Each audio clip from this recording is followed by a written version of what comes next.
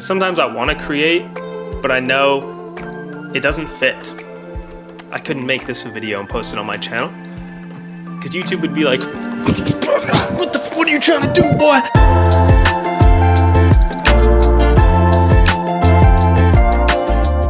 And then I stopped by another bakery, told the guy what happened, and I'm back. Welcome to the new vlog. I'm here. Hey, thanks for sticking around on this channel. Unless this is the first time seeing the channel, well, this is my vlog. My name's Adam, and on this channel, this vlog channel, I talk about whatever's happening in my life. It's just whatever's on my head, on top of my head. I just wanted to talk about YouTube and like content really quick. This channel, I literally uploaded a video on this channel 2 videos ago that said, all right, I'm quitting this channel, I'm done with it. But I realized like there's a really important part of this channel for me and for I think people in the comments that I get on the videos, and that is like, I just come on here, you get a sense of who I'm actually like, and if you like me, maybe you stick around. But the reason I posted that video recently about like, oh, I'm stopping this channel is because like YouTube it's all still a business, right? I'm trying to figure out what makes the most sense and is enjoyable to make content on and about for a long time, where people enjoy it and I enjoy it too. My friend Jamil told me about this analogy or whatever phrase called the content runway. In order to have a long content runway, you have to really enjoy the thing. The more you enjoy it, the longer the runway is for you to create on that, you know, over time. So shout out Jamil. But I thought that was a really good way to put it, because YouTube's in a really weird space right now, which is why I have this channel and my other channel. What gets put on your homepage these days is whatever genre you're interested in, and then like the Mr. Beast type of creator or video in that genre. Like I made an Instagram reel the other day, touring this guy's apartment, asking him on the street to tour it, you know, and it was like a 600,000 view video just on Instagram. And that was like a 1-day video. As a creator, like I said, you're still a business, but you're also still a creative. You got to do what was fun. That was fun making that video. You know what's not fun?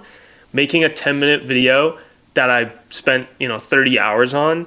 And I love the creative process, but when you post it and it doesn't hit, or it doesn't even get the reaction that you were hoping, not even your core people love it, and the algorithm's like, we're not showing that shit to anybody. Man, that sucks. Like that hurts.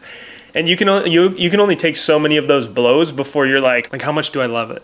Because if you're an artist, would you still create a painting if you had to burn it right after? I know that's a bit extreme, right? I'm exaggerating, but that's kind of what it feels like sometimes. Main thing you don't get from the short form platforms is like actual connection. Like if you're watching this right now to this point, we would never be having this conversation. I wouldn't be like talking about this, opening up about this in a reel or a TikTok, but maybe you're watching this because you care about the topic, or you find this industry interesting, or you think I'm cool. I'm all right. Meaning the only main positive of YouTube is like the connection, right? The connection, the community you can build. But the thing is, it only actually is better if you can get to the point where you have a community and you have the connection of people, right? If your videos never actually hit the algorithm and you grow to a certain amount, then is YouTube ever going to be worth it, right? That's like the question. I'll leave it at that for this rant. Again, this vlog channel is not created for making money. This vlog channel is created to connect and to just like speak about what's going on my mind, because sometimes I want to create, but I know it doesn't fit. I couldn't make this a video and post it on my channel, because YouTube would be like, what are you trying to do, boy? And so it just wouldn't make sense. We got some behind the scenes for the thumbnail. Sorting through all the video files, all the photos. This is the cringe part, posing for the thumbnail. And this is the one I decided on. And I'll share what it looks like at the end.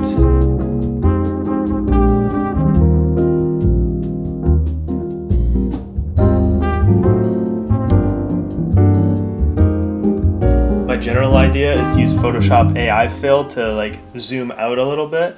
I'm gonna put an eviction notice here, and then I'm gonna put a coin spinning where my finger is there. So like, man, this is where the magic happens. And this is the part that's like, I'm not a graphic designer. I guess that's not really a real excuse, but still. I'm just saying I don't love the thumbnail part. I probably said that multiple times on this vlog, but that's because it's true. About 2 hours later, and I just finished. Some of these ones that are a little more complex, they take a while. At one point I will outsource them, but it's very hard to get someone to make it the style that you want. Honestly, this is like a really good video, so I wanted to spend extra time on this thumbnail. I think it looks pretty good. The whole background's fake. Well, it's my apartment, but it's fake. That tree over there is fake. Fake eviction notice, fake coin. I mean, I'm real. That's about it. Just another reason short form content is fun sometimes is because like the thumbnail doesn't matter as much. On YouTube, it does. And I wish it wasn't so, but that's just part of the game. Wow, I look evil right here. I went to this bakery, Pain e Formaggio, to pick up my food from 5:30 to 6. And guess what? First of all, I realized it's closed. It's closed. I can't even, like, there's no one in there, lights are off. And then I realized that it's not even the same bakery. It's just closed. And they're still letting people buy their food. Like, what? Did I just get scammed? Absolutely. I filed a refund on the thing and I already got it. And then I stopped by another bakery, told the guy what happened, and he gave me a blueberries something for free. I don't know what the heck baked stuff is called. And I was just telling him the story, and then I bought 2 other things, obviously. I wasn't just gonna like, oh, for free, and then I just leave. We got some stuff in the end. It was unfortunate at first, though. So don't order from Too Good To Go at Pain e Formaggio, just so you know.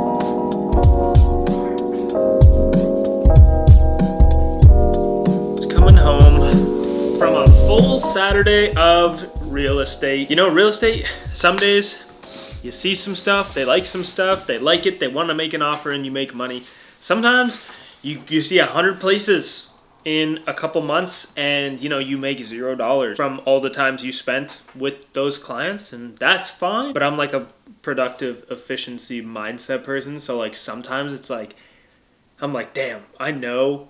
It's not just real estate. It's like business in general. Even with videos, you're like, you have no idea if this video is gonna bomb or if it's gonna do well. You never really know. I'm just gonna respond to a few texts from the showings, and then we're going to my friend's house or apartment at the Vancouver house, which I made a full video tour. If I remember, I'll link that below this video because that was a good video actually. I'm just packing my bag, so I'm bringing swim shorts. There's the pool and the golf simulator, which we booked out. So those 2 things. I mean, that's like a whole afternoon of stuff.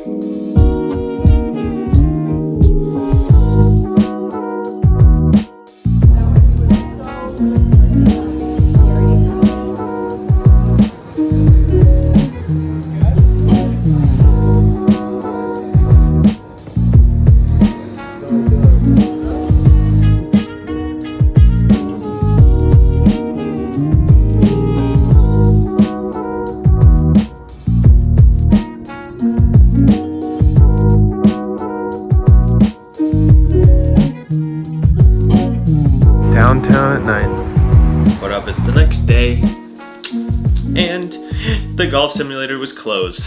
We arrived to use it and then they were like, oh, it's actually broken. I'm not sure how you guys booked it. Everyone knows it's broken. Oh well. And then we didn't go in the pool either, so we didn't make use of any of the amenities that I said it was worth paying for, but I don't live there, so you know, I'm not paying for any of that. But that's okay. I think it's kind of worth, if you pay cheaper rent like I do, because I've been in this place for a while, then it's like I'm happy. I'm okay. I don't need the gym. I would prefer to have a gym in my building. That'd be sweet, or a pool or a sauna, stuff like that. But I'd rather have like lower rent. Once in a while I just sit down. I have a tab on YouTube saved of like creators, like my favorite creators. Kelly Wakasa, Colt Kerwin, Rhett Conti, Shelby Church. Those are Siobhan Salmon. Those are just some of the names. It's all about stealing like an artist. I haven't read that book, but people reference it all the time. I just know it as the remix strategy. I took a YouTube course one time, like from the guys who made Simple Pickup. You know, the like Jesse and Kong, I think that, how do I remember their names? This was like so long ago. It was the only course, like YouTube course or anything I've ever bought.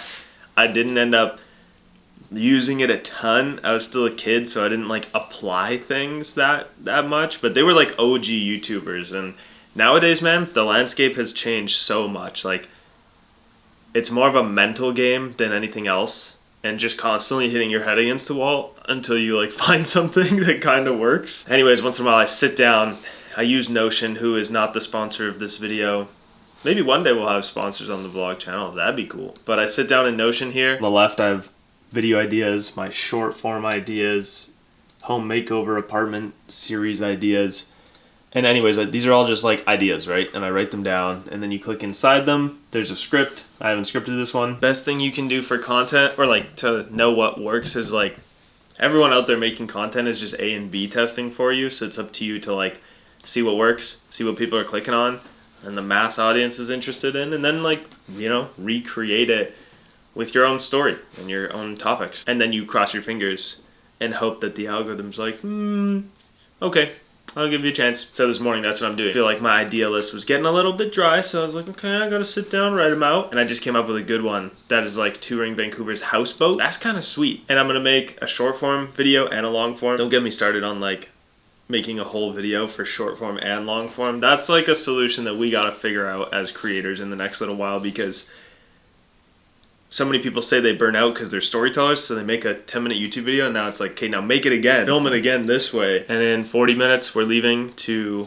check out another property. My clients did not like any of the ones yesterday. Onward we go.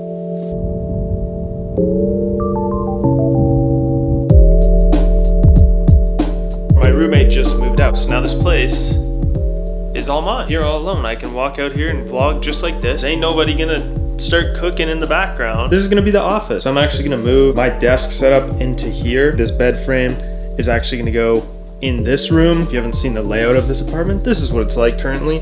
This is the office. So I'm kind of gonna do like a switch up. This desk setup is gonna go in this room. All the work that I put into this room, I kind of got to take it apart. I'm just doing some scripting right now for the next short form video, the next YouTube video, the main channel stuff. I still really like having this channel and appreciate, you know, everyone who watches this channel as well, because like our stuff, without being like, is this good enough? Should I cut this part out?